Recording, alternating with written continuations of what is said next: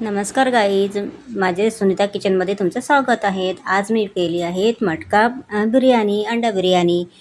चला म्हटलं, आता आपण रोज तर गंजातनी आपण बिर्याणी करतोच, पण आज आम्ही राखणवाडीवरून छोटंसं असं मडका आणलं आणि त्यात करून बघू म्हटलं. मी आज पहिल्यांदाच करून बघितलं.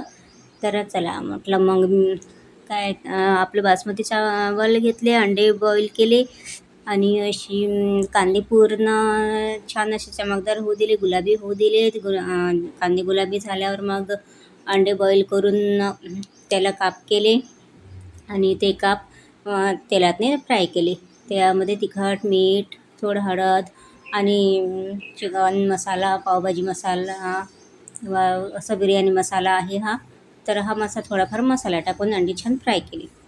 त्यानंतर पाणी बॉईल केलं, त्यामध्ये छान तेजपान वगैरे टाकलं, थोडंसं मीठ पण टाकलं आणि भिजू घातलेले 15-20 मिनिट भिजू घातलेले तांदूळ टाकून दिले. मग आता गंजात न करता मडक्यातली आपण खाऊन बघू. मडक्यातली चवच खूप छान लागते, म्हणून मग मडक्यातच तेल वगैरे टाकलं आणि साधा कांदा फ्राय होऊ दिला. 2 मिरच्या टाकल्या, हिरव्या आणि लाल मिरच्या टाकल्या. मग थोडं तिखट, हळद आणि आपलं लाल टमाटे टाकून छान असं परतू दिलं. ते परतल्यावर मग थोडं आमसूर पावडर वगैरे होतं, आंबट चव छान लागतं आंबटची, तर मग ते आमसूर पावडर वगैरे टाकलं आणि पुन्हा आपलं बिर्याणी मसाला टाकला. ते बिर्याणी मसाला ते झाल्यावर, छान झाल्यावर चावल असे एकच उकळी दिली ती मी. जास्त त्याला बॉईल नाही केलं किंवा जास्त शिजवले नाही. आणि हे एक दाणा असा वेगवेगळा होतो. आणि अर्धे तांदूळ त्याच्यात टाकून दिले, शिजलेला तो भात त्यात टाकले. त्यानंतर छान असे आपण परतलेले गुलाबी कांदे टाकले.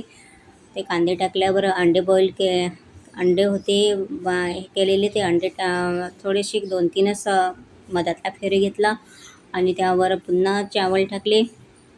चावल टाकून पुन्हा अंडे टाकले आणि कस्तुरी मेथी होती ती त्यावर मग कस्तुरी मेथी टाकली आणि नंतर उरलेला सगळा भात त्यामध्ये टाकून दिला. म्हणजे कलर पण छान आला त्याचा आणि टेस्ट पण खूप छान आली.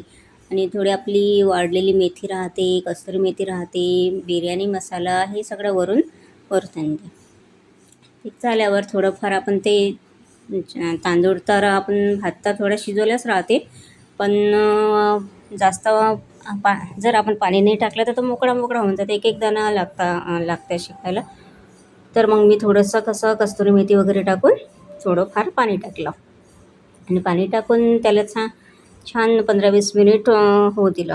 हे पाणी ज्यामध्ये आपण चावल हे शिजवतो ना तांदूळ, तेच पाणी थोडं टाकलं आणि त्यावर झाकण ठेवून 15-20 मिनिट ठेवलं. पहा, झाली ना गरम बिर्याणी तयार. मस्त. संध्याकाळचा बेत तर मस्त जमून गेला. त्याचबरोबर मी शेंगदाणे आणि याची चटणी केली होती. कशाची म्हटलं, शेंगदाणे आणि थोडं खोबरं टाकून चटणी केली आंबटशी. आणि हे बिर्याणी खूप छान लागते. गरम होती. गरम खायला तर वेगळीच हे आली. मुले म्हणे की आई छान बनवली.